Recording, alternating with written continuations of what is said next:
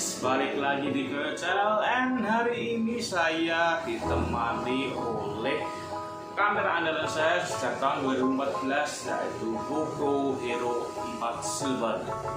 Ini dia.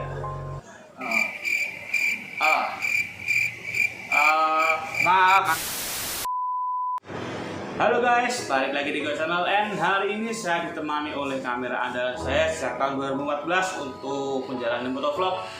Kameranya adalah GoPro Hero 4 Silver. Ini kameranya.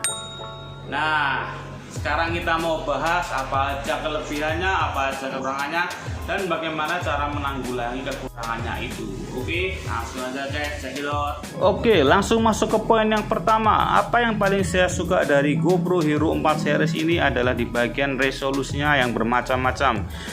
Dibandingkan dengan action kamera dengan harga di bawah 2 jutaan lainnya, Hero 4 ini memiliki resolusi yang paling lengkap. Kita langsung lihat aja, mulai dari WVGA, lalu ada 720p, ada 960p, 1080, 1440, 2,7K dan juga 4K. Untuk 4K kita bisa rekam dengan 15 fps saja. Kalau untuk versi black kita bisa rekam dengan 30 fps. Sedangkan di resolusi 1080p kita bisa rekam dengan 60 fps. Kita lihat juga di 720p ini bisa kita rekam dengan 120 fps. Ini khusus untuk pembuatan video slow motion, jadi teman-teman nggak bisa gunakan ini untuk ngevlog karena nggak mungkin ada suaranya. Dan yang paling saya suka dari resolusi ini adalah lensa super view-nya. Di sini ada pilihan ya, 1080p dan 1080 super view. Di 720 juga ada, jadi cuma ada di 720 dan 1080p aja ya. Apa kelebihan dari lensa super view? Ini bisa memudahkan teman-teman yang nggak terlalu suka dengan helm yang dengan mounting banyak. Jadi bisa lebih simple. Teman-teman bisa lihat ini contohnya pemasangan di helm saya, jadi seperti ini. Bagaimana hasilnya? Kita langsung lihat aja saat kita jalan.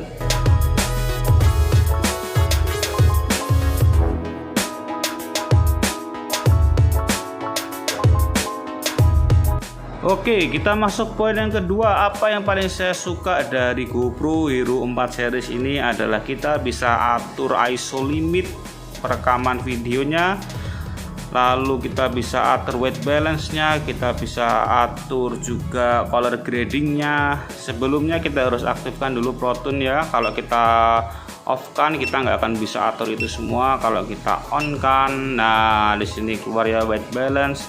Lalu color ini ada GoPro Color, ada juga flat ini bagi kita yang memiliki preset sendiri dalam perekaman video, misalnya sinematik kita punya preset sendiri, kita bisa pakai flat ini. Kalau teman-teman nggak begitu pintar nge-grading, pakai aja GoPro Color karena ini warnanya benar-benar tajam, benar-benar bagus. Lalu di sini ada ISO limit. ISO limit ini paling terang kita punya 6400. Ini benar-benar kondisi minim cahaya, tapi jelas noise-nya itu banyak banget. Karena di GoPro Hero 8 series pun itu juga masih belum bisa ditanggulangi oleh GoPro. Itu adalah satu kekurangan GoPro yang akan kita bahas nanti. Lalu ada 3200, 1600, 800. 800 ini cocok untuk kondisi siang hari jam 12, jam 1. Kalau kita pakai 1600 ini agak noise juga. 1600 ini cocoknya untuk kita pakai ya sekitar jam 8 yang mataharinya nggak terlalu di atas kita lah. Lalu untuk kondisi mendung itu juga cocok. Lalu kalau kita geser lagi ke bawah ada sharpness, ada effect compensation. Sudah sampai situ aja. Lalu langsung aja kita masuk poin yang ketiga. Masuk di poin yang ketiga ini, apa yang saya suka dari GoPro Hero 4 Silver. Kenapa nggak black bang? Karena di Hero 4 Silver ini kita dibekali dengan LCD bawaan ini yang layar sentuh. Ini sangat memudahkan kita para vlogger. Kalau misalnya di jalan kita nggak sempat lepas mounting kita bisa langsung atur di sini. Tentunya juga ada housingnya itu yang bawaannya di belakangnya ada lubangnya, jadi bisa kita atur langsung di sini. Lalu kalau ada yang tanya, bang kenapa nggak pilih Y 4K, itu kan juga ada layar sentuhnya tuh. Nah, jawaban saya tentu mic eksternal. Di GoPro Hero 4 series ini kita sudah dibekali dengan port mic eksternalnya. Jadi kita nggak perlu mod, kita nggak perlu beli adapter. Jadi bisa kita lihat di sini ada kartu SD-nya. Lalu ini adalah port untuk mic eksternal sekaligus port untuk charger. Untuk pemilihan mic di GoPro Hero 4 ini saya tidak menyarankan teman-teman untuk membeli mic 3,5 mm. Jadi dia pakai mic adapter juga. Tapi yang langsungan seperti ini, jadi ini nggak ada adapternya ya. Kita mau coba gimana hasil perekaman suara menggunakan mic yang 50 ribuan.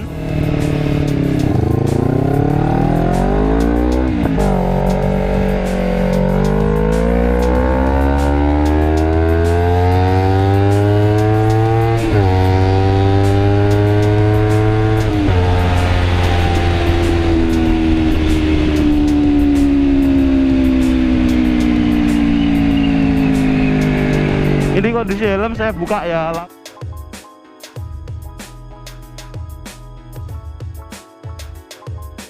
Oke, setelah puas membahas kelebihan dan keunggulan GoPro Hero 4, kita masuk ke poin kekurangan dari GoPro Hero 4.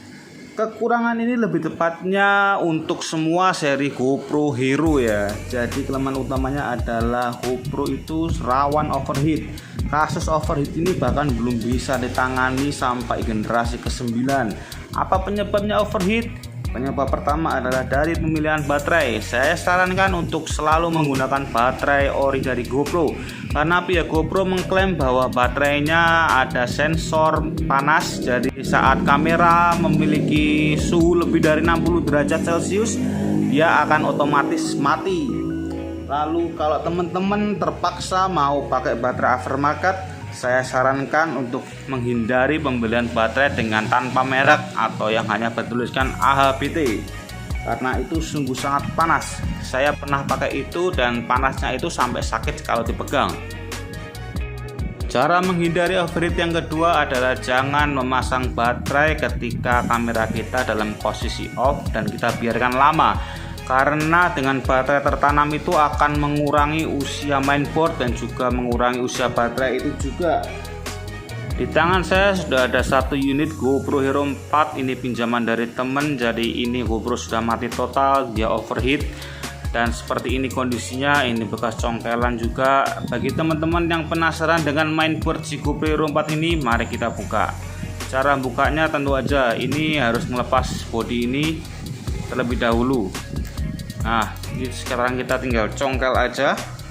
Nah, dalamnya seperti ini. Ini mainboardnya aja, ini kalau kita beli di luar itu seharga 1,5 jutaan. Kalau menurut saya itu nggak worth it, karena 1,5 juta itu kita bisa beli GoPro Hero 4 second. Masuk ke poin kedua dari kekurangan GoPro Hero 4 series ini adalah tidak tersedianya barang baru atau langka ya. Jadi teman-teman gak usah khawatir juga kalaupun teman-teman harus membeli second, karena GoPro bukanlah HP yang dipakai setiap hari dan setiap saat.